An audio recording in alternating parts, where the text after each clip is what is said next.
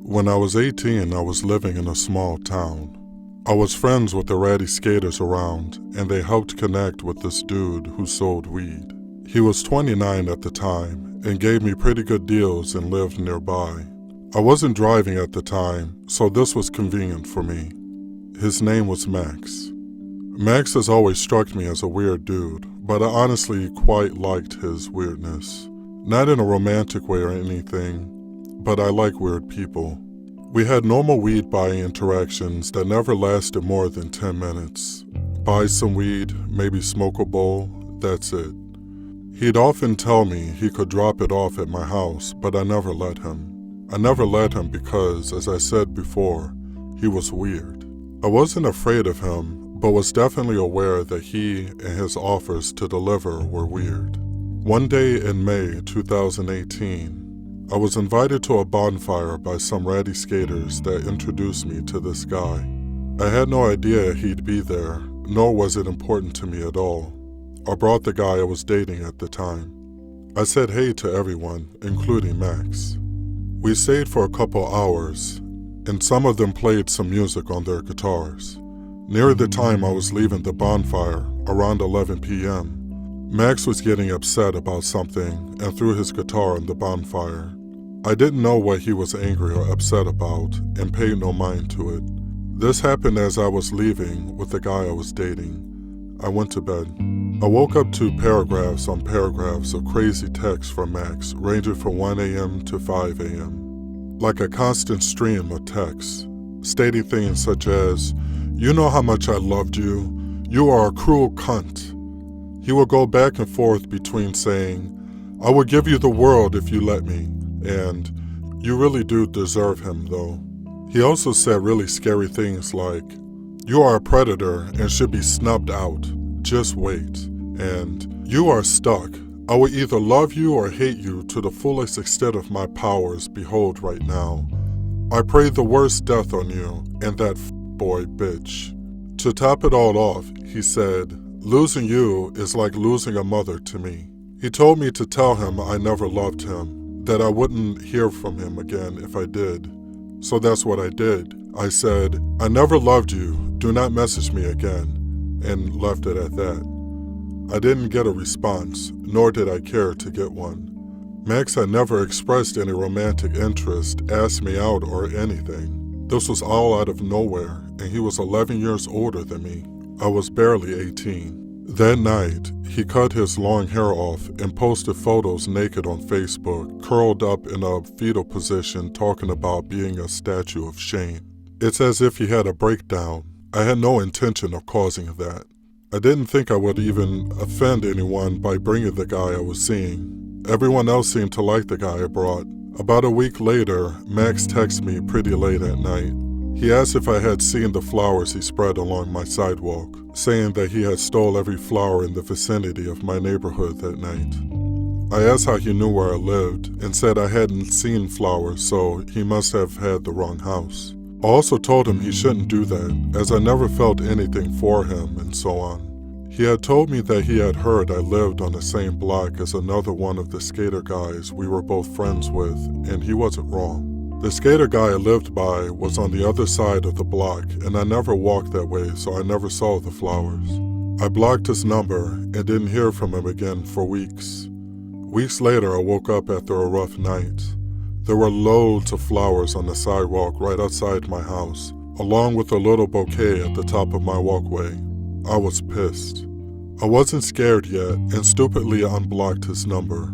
I texted him asking why the fuck were those flowers outside my house. This confirmed that this indeed was where I lived. I still to this day feel so stupid for texting him and making it known that he had found my house. He responded by saying, sounds nice. It was me. I bitched him out basically and blocked his number again. About a week later, I was out of town. My roommate texted me a photo of a heart with a peace sign inside of it. My name was written under it, drawn in chalk right outside of our house. When I got back into town, I went to the courthouse and began the process of getting a stalking order against him.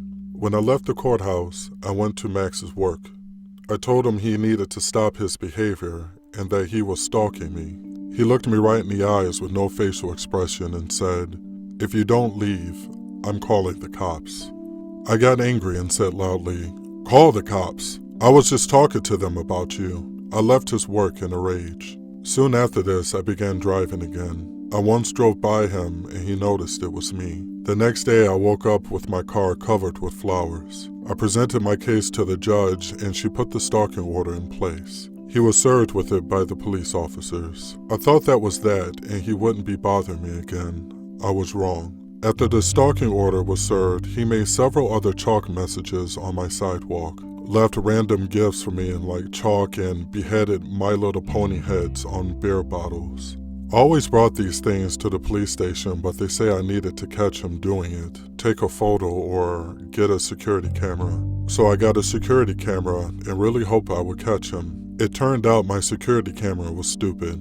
I couldn't just watch the videos it took, but I had to skip through second by hand. I was terrified of leaving my house at night at this point. I never had my curtains open anymore. I was so frustrated that my livelihood was being taken away from me. Ultimately, I unblocked his number in hopes that he would text me directly, violating the stalking order. After a few days, it worked. He sent me a weird text saying something like, "Forgive me. We are charming, this is harming. Let us try again." By now, it's September 2019, and he finally goes to jail. He is facing up to a year in jail and has to stay there until our court date. I finally start calming down. I am able to go outside at night even if just to go to my car. I let myself have my curtains open sometimes. I am starting to feel alive again. Right when I start feeling secure in my small town life again, someone posted bail. He was released after only 3 months in jail. I went back to living in fear. We still had court dates coming up, and I was optimistic that he would serve more time for ruining my life for so long. His lawyer kept pushing the court date back to gather evidence. After about 6 months of pushing it back, the state decided he wouldn't do anything more and closed the case basically. I had moved out of town 3+ hours away, so he didn't actually have an option to continue his behavior. Living in this new place, I feel safe. I can walk at night and don't have to have my curtains closed all the time. It's been over a year since they decided to close the case. About a month ago, he began responding to my friends' Instagram stories. Friends that live here in this new town telling me how fond he is of me, etc. I have always had him blocked, but my Instagram isn't private, so he must have found me that way. I have since changed my account to private, and he hasn't messaged any more friends of mine. I refuse to be fearful now the way I was then.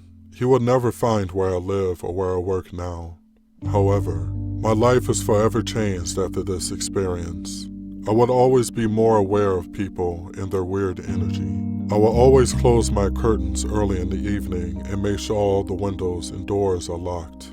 I will always live in a bit of fear, maybe not of him, but of it happening again.